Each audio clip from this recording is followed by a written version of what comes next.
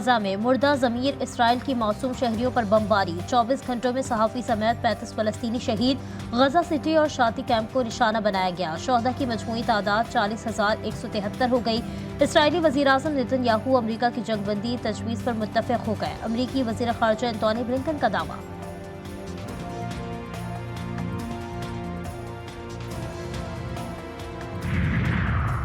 सिंध में भी monkey pox का खतरा, अस्पतालों में अलर्ट जारी। सरकारी अस्पतालों में मंकी पॉक्स वार्ड बनाने की हिदायत। पेशावर, लाहौर और मैदान में 3 केसेस सामने आने के बाद हिफाजती इंतजाम सख्त कर दिए गए। मुसाफिरों की एयरपोर्ट पर ही स्क्रीनिंग की जाएगी।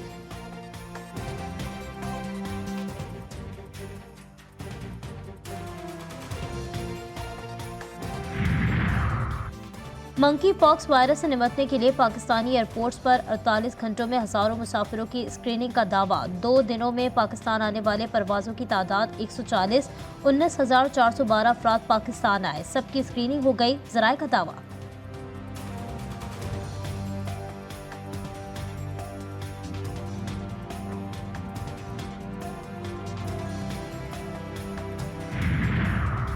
फिक्रमंद होने की जरूरत नहीं, मंकी पॉक्स दूसरा कोविड नहीं बनेगा। आलमी इदारा सेहत के माहिर ने फैलाव को रोकने का आसान तरीका बता दिया। यूरोप के इलाकाई डायरेक्टर डॉक्टर हंस कोलफ को जल्द मंकी पॉक्स को शिकस्त देने की यकीन। वैक्सीन को इंतहाई ज़रूरत वाले इलाकों तक पहुँचाना लाजमी करार।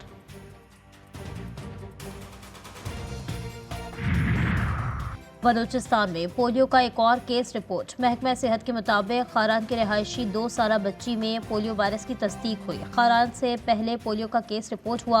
माजूरी के बायस बच्ची के टेस्ट सैंपल 25 जुलाई को लिए गए थे। बलूचिस्तान में रवा बरस अब तक रिपोर्ट होने वाला ये 12वां केस है।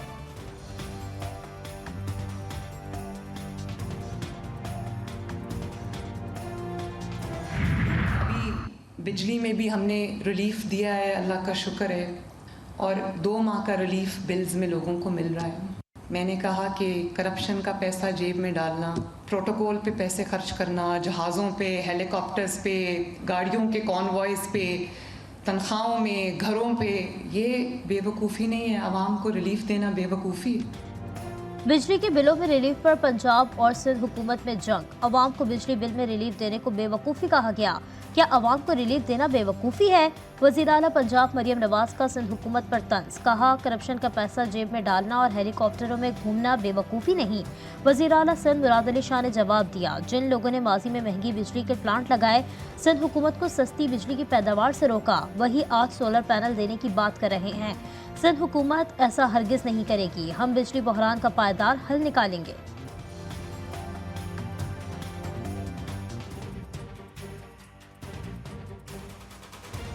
जिन लोगों ने महंगे बिजली घर इंपोर्टेड कोल पे, LNG पे लगाए और उस वक्त सिंध हुकूमत को रोका कि जी वो आप हवा पे यानी विंड एनर्जी से या सोलर से पावर प्लांट्स ना लगाएं, जो अब कह रहे हैं कि हम सोलर से पावर प्लांट लगाएंगे परमानेंट सोल्यूशन के लिए, तो वो throwing good money after bad Sindh हुकूमत नहीं करेगी।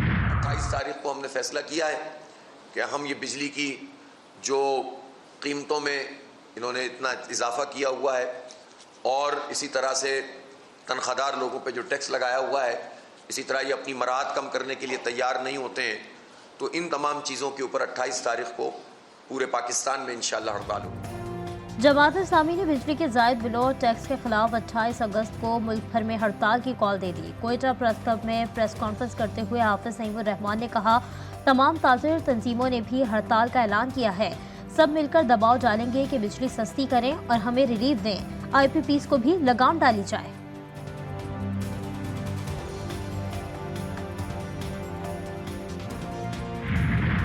जो इत्तेहादों के तजर्बे हमें रहे हैं वो कोई अच्छे नहीं, अच्छी मिसालें नहीं रही उसकी जी। तो अब मज़ीद हम किसी को शर्मिंदा करना चाहते हैं, ना खुद शर्मिंदा होना चाहते हैं।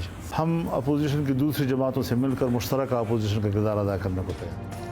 किसी से इत्तेहाद नहीं होगा। मौलाना फजलुर रहमान का अपनी सियासी तहरीक खुद चलाने का ऐलान। डेरा इस्माइल खान में गुफ्तगू करते हुए कहा कि माजी करीब में सियासी इत्तेहादियों के साथ तजुर्बात अच्छे नहीं रहे। हम मजीद ना किसी को शर्मिंदा करना चाहते हैं और ना होना चाहते हैं। अपोजिशन का किरदार हम पार्लियामेंट के अंदर भी करेंगे और बाहर भी।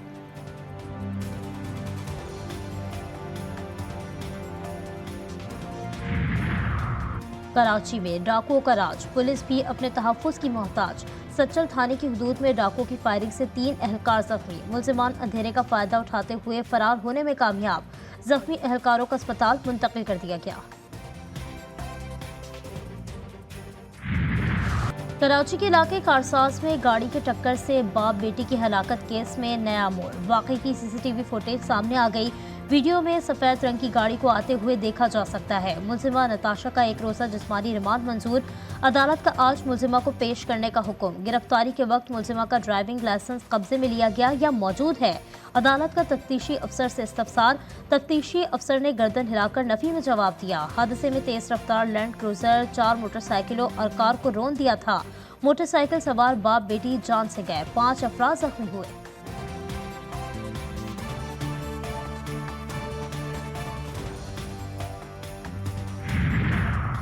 कारसाज रोड पर खौफनाक हादसे की तहकीकात में मशकूक मामलात। वकील ने हादसे के जिम्मेदार मुल्जिमा को जहनी मरीजा करार दिया। मुल्जिमा के तिबी मुआयने की रिपोर्ट सामने न लाने से इस पर नशे में होने का शुबा किया जा रहा है।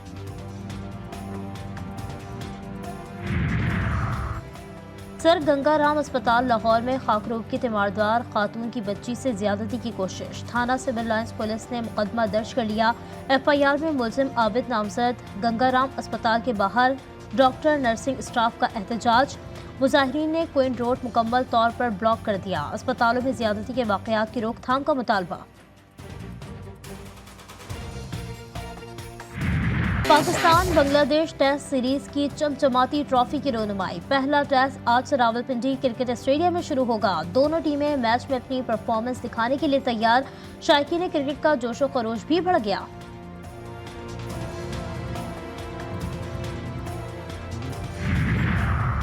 बांग्लादेश में सियासी बहरान और अफरा तफरी। विमेंस T20 वर्ल्ड कप मुंतकिल कर दिया गया। ICC की जानिब से जारी एलामी में कहा गया कि इवेंट UAE में खेला जाएगा, जबकि मेजबान बांग्लादेश ही रहेगा। विमेन T20 वर्ल्ड कप के मैचेस दुबई और शारजा में होंगे।